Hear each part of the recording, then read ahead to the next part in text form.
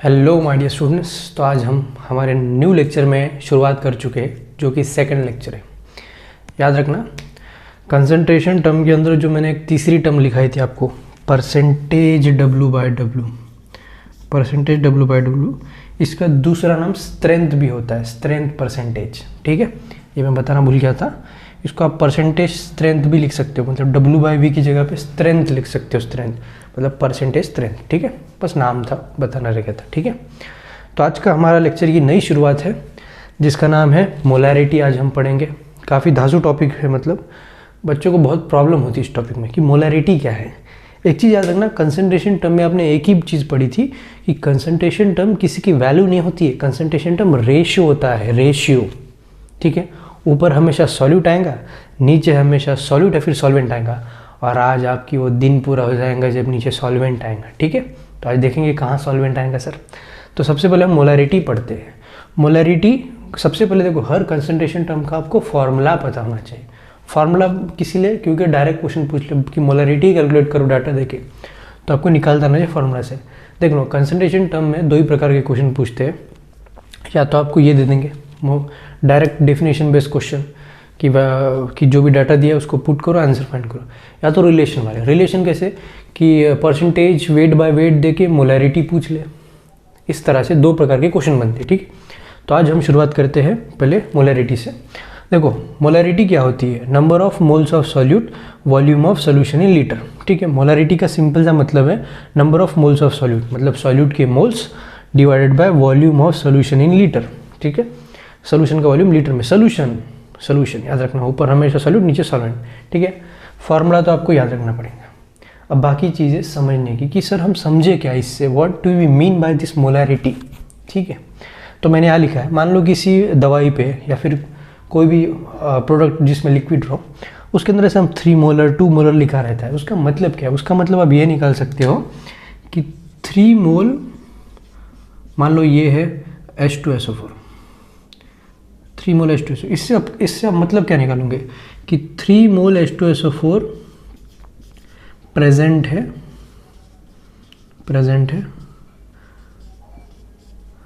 1 litre H2SO4 में।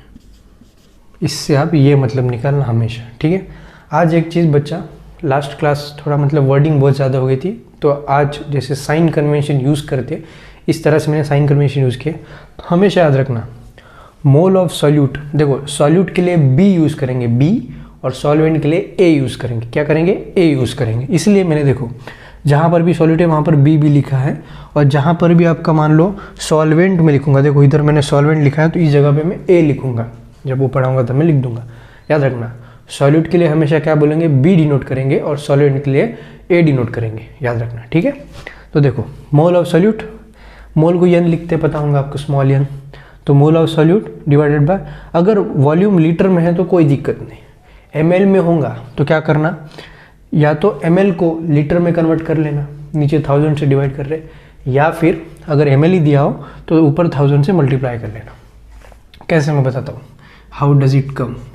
तो ये NB हो गया मोल, वॉल्यूम लीटर में, मान लो ml में दिया है तो उसको 1000 से डिवाइड करते हैं अपन लीटर में कन्वर्ट करने के लिए, और यही 1000 ऊपर आ गया, इसलिए ऐसे लिखा गया।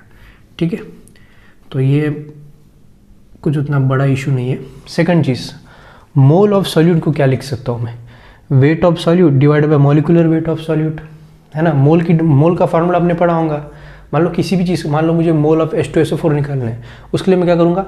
वेट ऑफ H2SO4 जो क्वेश्चन में दिया है, और मॉलिक्यूलर वेट ऑफ H2SO4 जो मुझे पता है, जिसका आंसर है 98। ठीक है ना, जैसे यस मतलब सल्फर को 32 एटॉमिक वेट उसका, ऑक्सीजन का 16 है, तो उस तरह से मैं कैलकुलेट करके 98 H2SO4 का मॉलिक्यूलर वेट होता है। तो इसी तरह से मैंने इसको ऐसे लिख लिया। याद रखना, डेफिनेशन तो ठीक है कि मोलैरिटी की डेफिनेशन बहुत परफेक्ट बैठती है, बच्चे समझ भी लेते हैं। याद रखना, मान लो 3 मोल H2SO4 present in 1 litre H2SO4, ये ठीक है। एक बच्चा अगर बोल दिया कि सर मैं 9 मोल H2SO4 कंसिडर करूं, भले इधर 3 मोलर दिया हो और प्रेजेंट है 3 लीटर सोल्यूशन में, क्या ये सही है सर? मैंने कहा हाँ, ये भी सही है, कंसंट्रेशन टर्म की यही तो खासियत होती है। कंसंट्रेशन टर्म किसी की वैल्यू नहीं होती, कंसंट्रेशन टर्म एक रेशियो होता है, रेशियो। जैसे 3 मोलर है, 3 मोलर, और ये है x/y, ठीक है, रेशियो है।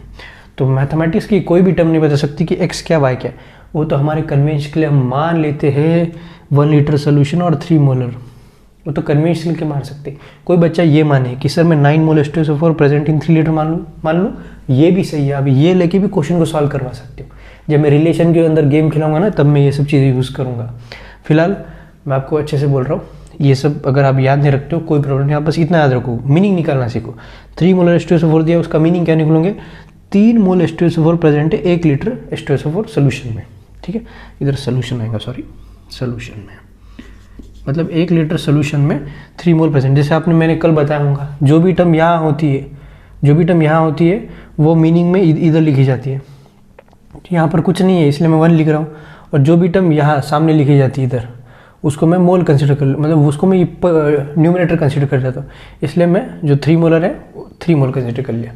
देखो सिंपल से याद रखो, 3 मोलर दिया है तो 3 mole of H2SO4 present in 1 litre solution. जब मैं क्वेश्चन सॉल्व करूँगा ना, रट जाएंगी लाइन, रट जाएंगी, ठीक है। ये हो गया मोलरिटी खत्म, ठीक है। नॉर्मलिटी पे आते हैं। नॉर्मलिटी का सबसे पहले फॉर्मूला देखना, number of gram equivalent of solute, number of gram equivalent of solute divided by volume of solution. देखो आपको कोई लेना देना नहीं है नंबर ऑफ ग्राम इक्विवेलेंट क्या है, क्यों है, ये मोल कॉन्सेप्ट में बताया जाता है। फिलहाल आपको कोई नीड नहीं है इसकी, मैं इसके लिए सिंप्लीफाई कर रहा हूँ। जैसे नंबर ऑफ मोल्स, जैसे मोल होता है ना, वैसे ग्राम इक्विवेलेंट होता है। आप 2 कॉन्सेप्ट पढ़ते हो, एक मोल कॉन्सेप्ट पढ़ते हो, ग्राम इक्विवेलेंट कॉन्सेप्ट पढ़ते हो। मोल कॉन्सेप्ट टॉपिक जो 11th में है। फिलहाल के लिए याद रखना, नंबर ऑफ ग्राम इक्विवेलेंट को मैं एक्सपांड कर रहा हूँ। जैसे मैंने मोल को एक्सपांड किया था इधर, weight of solute by molecular weight of solute, B solute है, इसलिए ध्यान से शब्दों का प्रयोग करना। तो देखो मैं इसको एक्सपांड कर रहा हूँ, wait of solute divide by equivalent weight of solute. जैसे उधर मॉलिक्यूलर वेट लिखते हैं, वैसे ग्राम इक्विवेलेंट में इक्विवेलेंट वेट लिखते हैं। और आपने पढ़ा होगा इक्विवेलेंट वेट और मॉलिक्यूलर वेट में एक रिलेशन होता है, ये रिलेशन होता है वैलेंसी फैक्टर का। अगर मॉलिक्यूलर वेट में अगर मैं मॉलिक्यूलर वेट में वैलेंसी फैक्टर का डिवीजन कर दूं तो इक्विवेलेंट वेट आ जाएगा, ठीक है। वैलेंसी फैक्टर क्या होता है मैं कुछ ही टाइम में बताने वाला हूँ, धैर्य रखना, लेक्चर में थोड़ा धैर्य रखो बालक, थोड़ा धैर्य रखो। तो वेट को इक्विवेलेंट वेट में बदला दिया हूँ मैं। अब देखो जो ये वाला टर्म है, ये वाला टर्म, और जो इधर से ये वाला टर्म है,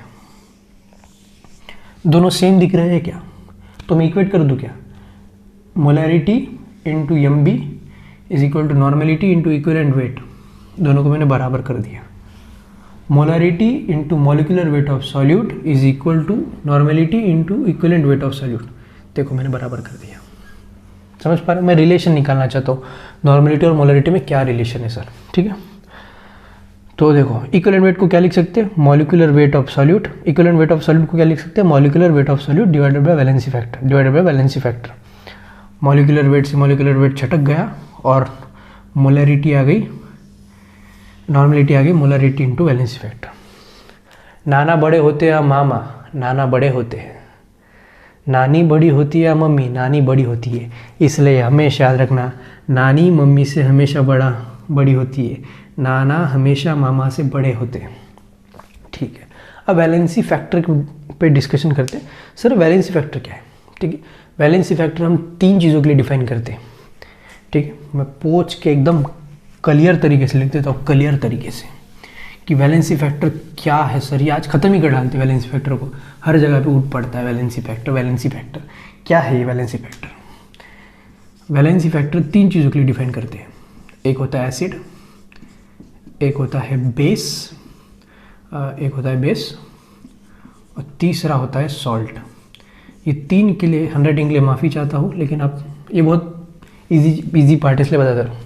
एसिड में क्या दिखते हैं, number of replaceable H+ ion, ऐसे HCl, ठीक है। इसके अंदर H एक ही है, रिप्लेस हो सकता है, मतलब मैं चेंज कर सकता हूँ, मैं H की जगह पे NaCl लिख सकता हूँ। तो जितने रिप्लेसेबल H आयन होंगे उनको बोलते हैं वैलेंसी फैक्टर एसिड का। जैसे मान लो मैं H2SO4 सॉलिड, H2SO4 लो, ठीक है। H2SO4 में 2 H है और मैं दोनों को निकाल सकता हूँ, इसलिए H2SO4 का वैलेंसी फैक्टर 2 हो गया। HCl का वैलेंसी फैक्टर 1 हो गया। सिंपल से याद रखो, जितने एच है वही वैलेंसी फैक्टर, ठीक है। बेस में क्या लिखते हैं? बेस में हम करते हैं number of replaceable OH ions. इधर H+ देखते हैं, इधर OH- देखते हैं। जैसे मैं बोलूँ, जैसे NaOH है, इसके अंदर कितना OH है? 1, तो मैं हटा सकता हूँ, तो मैं लिख दूंगा 1। जैसे NaOH का वैलेंसी फैक्टर 1 है। एसिड में क्या देखना? Replaceable H+ ions. बेस में देखना रिप्लेसेबल OH आयन। एसिड में जितने H+ मैं निकाल सकता हूँ उतना उस एसिड का वैलेंसी फैक्टर होगा। बेस में मैं जितने OH आयन निकाल सकता हूँ उतना इसका वैलेंसी फैक्टर होगा, पर्टिकुलर बेस का। सॉल्ट में सिंपल सा बात है, टोटल नंबर ऑफ पॉजिटिव और टोटल नंबर ऑफ निगेटिव। कैसे कैसे? धीरे धीरे धीरे धीरे। MgCl2 इसको मैं ब्रेक कर रहा हूँ Mg+2 में, +2Cl-। टोटल पॉजिटिव कितना है? +2। टोटल निगेटिव देखो, 1 Cl पे -, 2 Cl पे -2। इसलिए तो मैंने कहा था या तो टोटल नंबर ऑफ पॉजिटिव या तो टोटल नंबर ऑफ निगेटिव, कोई भी काउंट कर सकते हैं। दोनों काउंट मत कर लेना, नहीं तो 4 हो जाएगा सर, ठीक है। तो सॉल्ट को क्या लिखेंगे? 2। क्या लिखेंगे? 2। सबका 2 नहीं होता है मैं एग्जाम्पल बता रहा हूँ। और आप एक चीज़ याद रखना, रेडॉक्स रिएक्शन में बहुत सारे रिएक्शन होंगी जिसमें वैलेंसी फैक्टर 1 होगा, लेकिन हम क्या पढ़ रहे? सोल्यूशन। और सोल्यूशन में एक चीज़ अंदर की बात बोलता हूँ, हर जगह पे 1 से बड़ा ही होगा। इसीलिए तो मैंने लिखा है कि नानी हमेशा मम्मी से बड़ी होंगी। नानी हमेशा, सॉरी यार ये बहुत बड़ी मिस्टेक हो गई, ये बड़ा एम है, बड़ा एम। कभी भी छोटा एम मत लिख देना भाई, डूब जाओगे तुम। बड़ा एम क्यों? क्योंकि मोलरिटी को बड़े एम से डिनोट करते हैं, मोलरिटी को बड़े एम से, ठीक है। अरे कहा जा, ये क्या है? ये क्या है सर? ये मोलरिटी को वैलेंसी फैक्टर। तो एक चीज़ यहाँ से निकल के आ गई कि वैलेंसी फैक्टर जो है वो हमेशा 1 से बड़ा होगा, फिर इक्वल भी हो सकता है। जैसे इस केस में 1 है, इस केस में 1 है। ऐसे में मान लूँ BaOH होल्टाइल, बेरियम हाइड्रोक्साइड, इसके अंदर क्या है? 2। समझ पा रहे हो क्या? ठीक है, तो आपको समझ चुका होगा वैलेंसी फैक्टर या तो 1 से बड़ा होगा या तो 1 भी हो सकता है। जैसे इस केस में तो हमारा जो नॉर्मेलिटी है वो मोलरिटी से बराबर भी हो सकती है और इक्वल भी हो सकती है। इक्वल कब होगी? जब वैलेंसी फैक्टर 1 होगा। मान लो ऐसे एसिड दिए जिनका वैलेंसी फैक्टर 1 हो, फिर ऐसे बेस दिए जिनका वैलेंसी फैक्टर 1 हो, तो उस केस में नॉर्मेलिटी को मोलरिटी के बराबर लिख दिया जाता है। खत्म।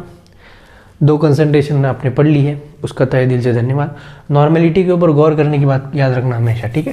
देखो नॉर्मेलिटी के कभी ये फॉर्मूला लगाने की कोई गरज ही नहीं पड़ेगी। जो भी मोलरिटी दी है, जो भी एसिड सोचो, मान लो एसिड आया HCl क्वेश्चन में, तो वही नॉर्मेलिटी हो जाएंगी। नॉर्मेलिटी 1 से मोलरिटी क्वेश्चन में दी जाती है। नॉर्मेलिटी फाइंड करने की कोई गरज नहीं फॉर्मूले से। क्यों? क्योंकि वैलेंसी फैक्टर का मल्टीप्लाई कर लेना, ये ईजी ट्रिक है ना। फॉर्मूले से तो अच्छा ही भाई, फॉर्मूला बस पढ़ लेना, ठीक है। हर डेफिनेशन, हर कंसंट्रेशन टर्म का फॉर्मूला आपको पता होना चाहिए। रिलेशन पता करने की कोई गरज नहीं, ऐसे मोलरिटी और मोलैलिटी का रिलेशन, ये सब पता करने की कोई गरज नहीं सर, ठीक है। अब हम आते हैं मोलैलिटी, वो आ गया है। मोलैलिटी वही है जिसकी मैं बात कर रहा था। इसमें ऊपर मोल ऑफ सॉल्यूट आएंगे और नीचे वेट ऑफ सॉल्वेंट आएगा। अभी तक क्या आ रहा था? वेट ऑफ सॉल्यूशन आ रहा था नीचे, या फिर वॉल्यूम ऑफ सॉल्यूशन आ रहा था। वेट ऑफ सॉल्यूशन किस में आया था? परसेंटेज W/W में, ठीक है। और इधर क्या आ रहा है? पहली बार वेट ऑफ सॉल्वेंट आया है, वो भी किलोग्राम में, वो भी किलोग्राम में। ध्यान से याद रखना, किलोग्राम में, किलोग्राम में, किलोग्राम में, ठीक है बच्चा अपने मोलैलिटी को देख लिया। अब देखो कुछ चीज़ें मेरी ध्यान से पकड़ना, ध्यान से। मोलैरिटी को मोलर भी बोला जाता है। मोलर मतलब लिटी कट कर दो, लिटी कट कर डालना, मोलर। नॉर्मेलिटी को नॉर्मल भी बोला जाता है और मोलैलिटी को मोलल भी बोला जाता है। देखो मोलल, जैसे 2 मोलल है तो आप 2 मोलर मोलैलिटी मतलब है ना, मोलैलिटी मान लो, ठीक है। तो ये फॉर्मूला है, इसका फॉर्मूला पता होना चाहिए। अब हम आते हैं नेक्स्ट कंसंट्रेशन टर्म के अंदर। देखो इसका मीनिंग में लिखवा दूंगा, मोलैलिटी के ऊपर एक क्वेश्चन कर देते हैं हम, ठीक है। 2 मोलल K2CrO7, इसका मीनिंग लिख लो। 2 mole of K2CrO7 present in solution is present in 1 kilogram of water. Water क्यों आया है? क्योंकि सॉल्वेंट की बात की जा रही है, तो बच्चा पार्टी समझ पाया? 2 mole of K2CrO7 present in 1 kilogram of H2SO4। ये 1 किस लिए आया? क्योंकि इधर कुछ भी नहीं है इसलिए 1, और जो भी इधर होता है उसको ये नंबर दे देते हैं अपन, इसलिए तो मैंने लिखा है 2 mole of K2CrO7 present in 1 kilogram of, मतलब 1 किलोग्राम का मैं पानी लूँगा, उसके अंदर 2 मोल K2SO4 प्रेजेंट होगा, मतलब ख़त्म हो गया। अब हम आते हैं न्यूली कंसंट्रेशन टर्म के अंदर। ये बहुत बच्चे सताते हैं, मतलब सर वो तंग कर रहा है, सर कंसंट्रेशन टर्म बहुत डिफ़िकल्ट लगती है ना। मैं करीब 50 क्वेश्चन कराऊंगा कंसंट्रेशन टर्म के ऊपर अभी बोर्ड पे। ये मैंने बात डिसाइड कर ली थी क्या क्या क्वेश्चन कराने हैं। मैं 2 दिन से क्वेश्चन ही सर्च कर रहा था कि क्या क्वेश्चन अच्छे कराया जाए। कॉन्सेप्ट तो हर कोई पढ़ डालता है, क्वेश्चन सॉल्व करने की कला भी याद रखना। कंसंट्रेशन टर्म में अच्छी पकड़ बना लिए ना तो आयनिक इक्विलिब्रियम, केमिकल काइनेटिक्स उसमें हेल्प हो जाएंगी बहुत ज़्यादा, ठीक है। अब कंसंट्रेशन देखो, परसेंटेज वेट बाय, इसको मैं परसेंटेज स्ट्रेंथ भी बोल सकता हूँ, ये चीज़ लिख लेना पिछले क्लास में, ठीक है। इसको ये भी लिखा जाता है। मैंने क्यों बोला, इसका कारण है क्योंकि आज की जो हमारी अगली कंसंट्रेशन टर्म है, जो भी नंबर मान लो मैं 6 मान लेता हूँ, वो है स्ट्रेंथ, ठीक है। स्ट्रेंथ क्या होती है? स्ट्रेंथ की डेफिनेशन कहीं डिफाइन करके नहीं है। स्ट्रेंथ का सिंपल सा मतलब याद रखना, स्ट्रेंथ का यूनिट है ग्राम पर लीटर। ऊपर ग्राम नीचे लीटर, ऊपर हमेशा सॉल्यूट आएगा मतलब वेट ऑफ सॉल्यूट, और नीचे सोल्यूशन, ठीक है। तो स्ट्रेंथ का फॉर्मूला लिख लेना, wait of solute divided by volume of solution in litre. देखो साथ ही कंसंट्रेशन टर्म है ना, मोटा लिख डालना एक पेज पे, रट लेना एक दिन के लिए। रिलेशन तो याद करने की जरूरत नहीं है। देखो बार बार जब क्वेश्चन सॉल्व करोगे चीज़ें रट जाएंगी। ऐसे मोलारिटी, मोल ऑफ सॉल्यूट, नीचे volume of solution litre, molality, mole of solute, नीचे क्या आएगा, mass of solvent in kilogram, normality क्या होती है, molarity into valence factor, valence factor क्या हो सकता है, 1 भी हो सकता है, 1 से बड़ा भी हो सकता है, 1 से बड़ा भी हो सकता है। जब भी 1 होगा, 1 कब होगा, जैसे HCl, NaOH, ऐसे केस में 1 हो जाएगा, उस केस में नॉर्मलिटी मोलारिटी के बराबर हो जाएंगी। क्रक्स समझ में आ गया, ठीक है। स्ट्रेंथ के बारे में याद रखना। स्ट्रेंथ का हमेशा हमें क्या याद रखना है, स्ट्रेंथ के बारे में क्या याद रखना है, यूनिट, ग्राम पर litre, wait of solute divided by volume of solution litre. पिछले क्लास के 3 टर्म मैंने क्यों अलग पढ़ा है, why I teach the 3 concentration term. अगर मैंने पिछले क्लास में क्यों अलग पढ़ा है, क्योंकि उनके अंदर हमेशा ml आता था, वॉल्यूम हमेशा ml में लिया जाता है। लेकिन मैं जितना भी अभी तक कंसंट्रेशन टर्म लिखा हूँ उसके अंदर वॉल्यूम में लीटर में लिखा हूँ, और मैं वॉल्यूम किस में लिखा हूँ, बस मोलरिटी में लिखा हूँ, नीचे वॉल्यूम ऑफ लीटर। नॉर्मलिटी में तो गरज ही नहीं पड़ी, नॉर्मलिटी में भी शायद से, हाँ नॉर्मलिटी में मैंने लीटर में लिखा था, मोलरिटी में वॉल्यूम सोल्यूशन का कोई गरज नहीं पड़ा, मतलब 2 कंसंट्रेशन टर्म में लीटर में आता है वॉल्यूम, और अगली है स्ट्रेंथ में। अब बच्चा काफ़ी डिफिकल्ट होता है, बच्चा पूछता है कि सर मैं स्ट्रेंथ को स्ट्रेंथ परसेंट क्यों नहीं लिख सकता।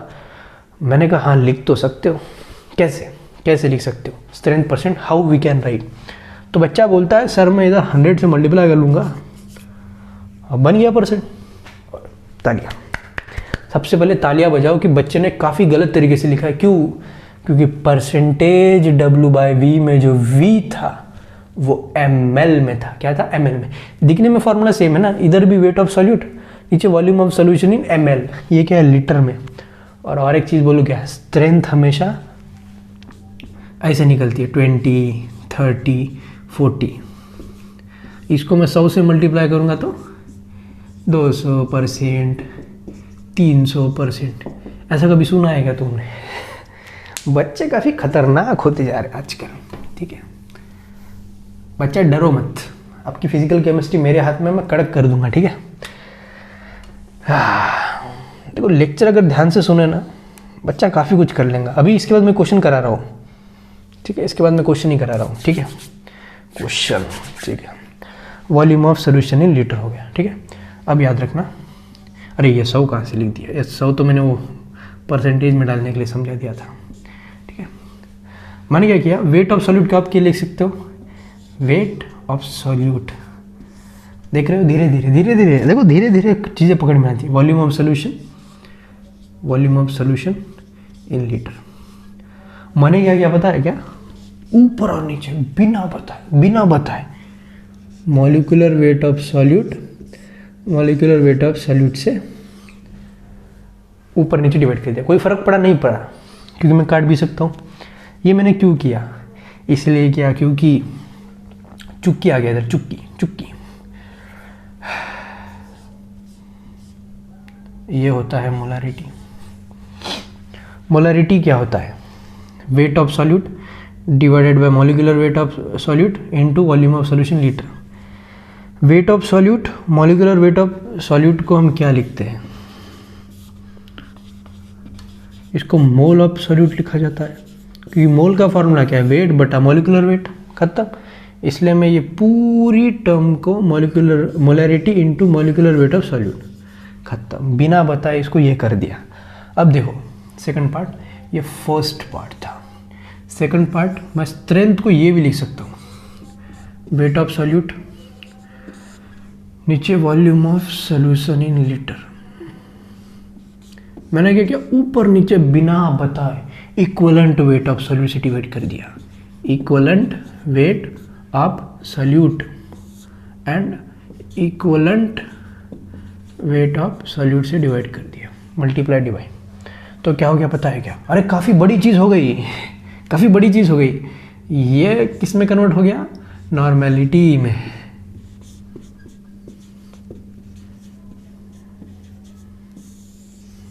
रिलेशन, ये रिलेशनशिप है, ठीक है।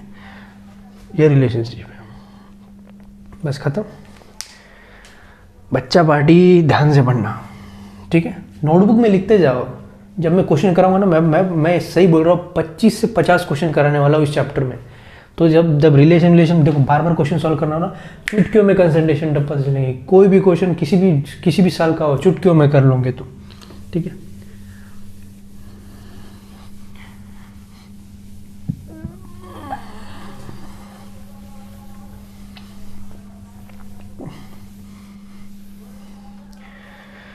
अब हम पढ़ेंगे next concentration term, ppm.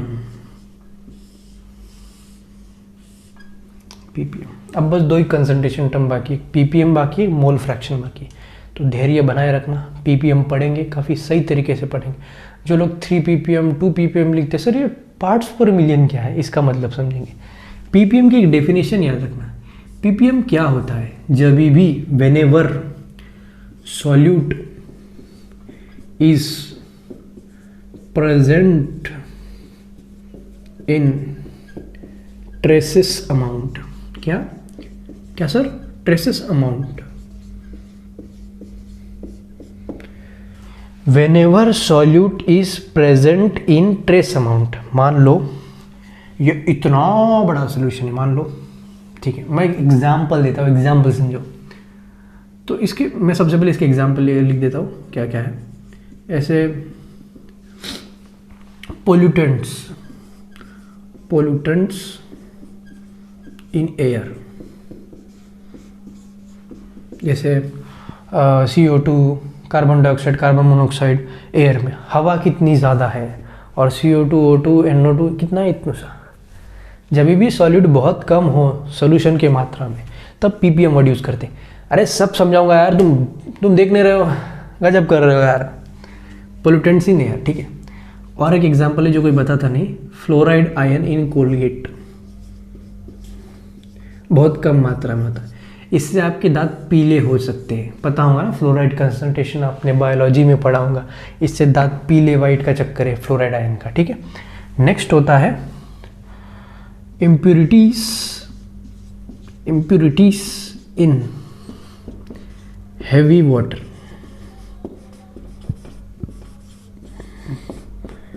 heavy नहीं, hard water, hard कंटेंट कहीं भी कम नहीं किया गया है, जितना इस धरती पे अच्छे से अच्छा मिलता है उतना सर्च करके बनाया गया है कंटेंट है। Impurities in hard water.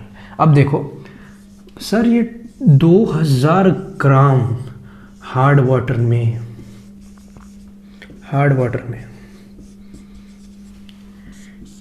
6 mg CaCl2 होता है। अब देखो पोल्यूटेंट इन एयर मतलब O2 NO2 स्मॉल, बहुत कम है एयर की मात्रा में। फ्लोराइड एंड कोलगेट इतना ज़्यादा है सर, लेकिन फ्लोराइड इतना कम है कि दिख भी नहीं पा रहा है। इम्प्योरिटीज इन हार्ड वाटर मतलब हार्ड वाटर नहीं होता है। हार्ड वाटर का मतलब है उसके अंदर इम्प्योरिटीज प्रेजेंट होती है। इम्प्योरिटीज मतलब आयंस प्रेजेंट होते हैं। कौन से आयन? MgCl2 CaCl2। तो उसका एक एग्जाम्पल लिखा है मैंने। 2 किलोग्राम हार्ड वाटर में 6 मिलीग्राम CaCl2 प्रेजेंट होता है। 6 मिलीग्राम CaCl2 प्रेजेंट होता है। 6 मिलीग्राम CaCl2 प्रेजेंट होता है। समझ पा रहे हो क्या? मतलब 2 किलोग्राम इतने ज़्यादा में 6 मिली 10⁻³ ग्राम, माइक्रोग्राम है शायद से, 10⁻⁻, मिली, क्वेश्चन में माइक्रो मिली था शायद से, ठीक है। क्वेश्चन ये उठाया गया है, एक एग्जाम से उठाया गया क्वेश्चन है। 10⁻³ ग्राम CaCl2 प्रेजेंट है। ये -3 को मैं m लिखा हूँ, याद रखना, मिली, ठीक है। अब हम सॉल्व करते हैं। 1 ग्राम हार्ड वाटर में क्या होगा? 6 × 10⁻³ मैं इसको खोल दे रहा हूँ और ये 2000 नीचे ले आ रहा हूँ। CaCl2 तो 10⁻⁶ ग्राम हार्ड वाटर में 6 × 10⁻³ 2000 × 10⁻⁶ CaCl2। मैं समझाऊंगा मैं क्या लिख रहा हूँ, इसके पीछे कारण है। ये 3 से 3 छटक गए और आ गया 3 × 10⁻⁶ CaCl2 और इसको ही मैं लिख दूंगा 3 ppm CaCl2, ठीक है। देखो ppm टर्म कब यूज़ करते हैं? जब सॉल्यूट बहुत ही कम हो, हमारे सोल्यूशन में बहुत ज़्यादा कम हो, तब ppm टर्म यूज़ करते। तो मैंने एक एग्जांपल लिया है कि सर 2000 हार्ड वाटर में 6 मिलीग्राम CaCl2 है। तो 6 मिलीग्राम मतलब 6 × 10⁻³ मतलब ये -3 नीचे आएगा तो तुम विचार करो 0.006 ग्राम। 2 किलोग्राम में इतना कम। तुम बोल रहे हो सर आप 2 किलोग्राम बोल रहे हो, इधर 2000 ग्राम लोग, दोनों एक ही है ना भाई, दोनों एक ही है ना, इजीली बोल दे रहा हूँ इसलिए। तो मैंने क्या किया 1 किलोग्राम में कितना है, इसलिए मैंने क्या 1 किलोग्राम, इसको मैंने नीचे ले लिया। तो 1 किलोग्राम में इतनी है इम्प्योरिटीज। तो 10⁻⁶ ग्राम में कितनी होंगी?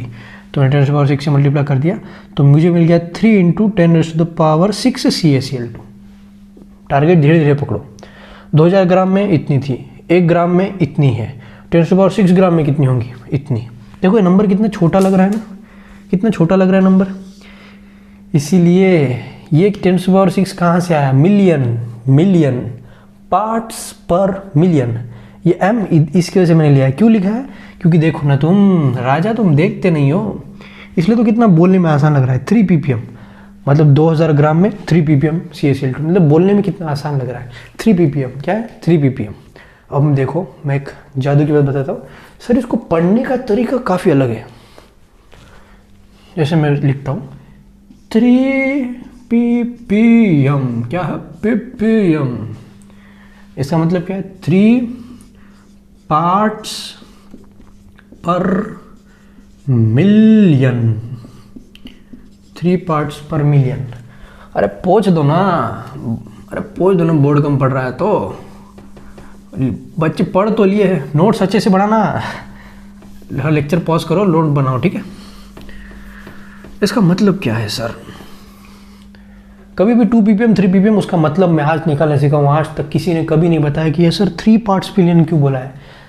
मतलब 1 मिलियन पार्ट में 3 पार्ट, मान लो क्वेश्चन CaCl2 का है, तो 1 मिलियन पार्ट में 3 पार्ट CaCl2 है। इसका मतलब क्या है? मान लो मैंने ऐसे करते 1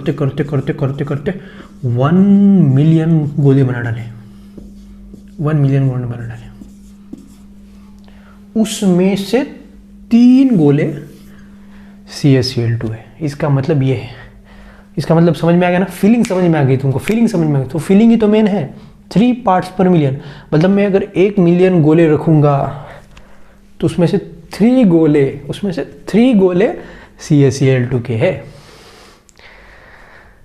समझाने में काफ़ी जोर जाता है, लेकिन 3 पार्ट्स पर मिलियन मतलब 3 पार्ट है 1 मिलियन पार्ट। मतलब अगर मैं एक CaCl2 सोल्यूशन है, उसके अंदर मैं अगर उसके 1 मिलियन पार्ट करूँगा, तोड़ तोड़ के 1 मिलियन पार्ट करूँगा, तो उसके अंदर 3 पार्ट CaCl2 प्रेजेंट होगा, ठीक है। तो ख़त्म भाई। तो ppm भी आप श्रद्धांजलि दे चुके हैं, ठीक है। ppm के बस 3 चुटुक मुटुक फॉर्मूले है, वो लिख लेना और बस खत्म। ppm का मैंने फार्मूला तो बताया नहीं, इसलिए लिख रहा हूँ फार्मूला। ppm के 3 फार्मूले होते हैं, एक मास के लिए होता है, एक वॉल्यूम के लिए होता है,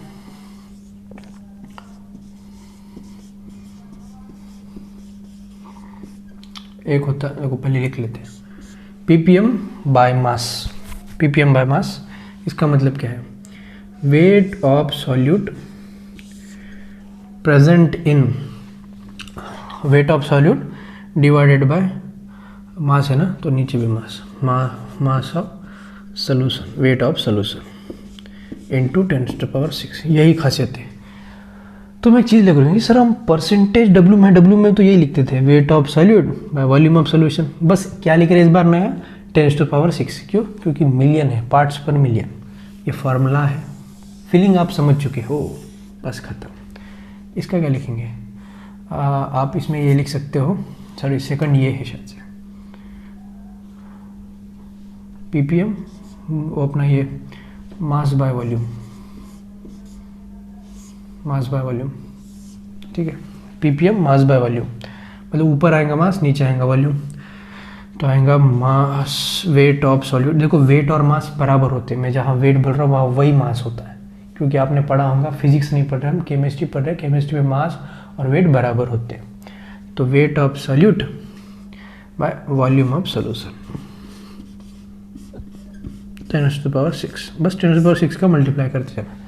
अब तीसरा होता है ppm बाय वॉल्यूम,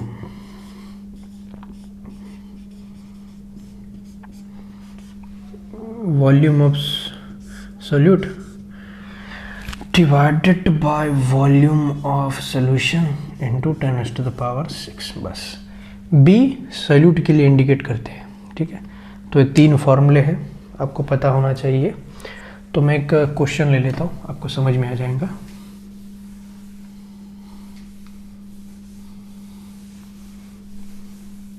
मतलब मीनिंग खोलना सीख जाओगे आप।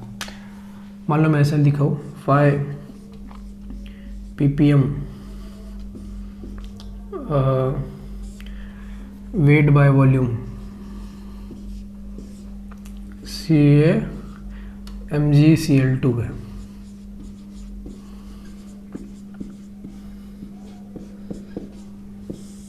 इसका क्या मतलब निकालोगे? 5 gram of MgCl2 present in 5 gram of MgCl2 present in 10⁻⁶ liter, 10⁻⁶ liter of MgCl2। Cl two solution, MgCl two solution या फिर सोल्यूशन। तो ठीक है बच्चा पार्टी, आज यहीं तक हम अपना लेक्चर रखते हैं, बाकी अगले क्लास में हम पढ़ेंगे। अब अगले क्लास में देखो, अब अगले क्लास में शायद से कंसंट्रेशन टर्म ppm हो गया, बस एक मोल फ्रैक्शन बाकी है, तो अगले क्लास में हम उसे कवर कर लेंगे। फॉर चैनल को सब्सक्राइब करना, वीडियो को लाइक करना और चैनल को शेयर कर देना। Thank you.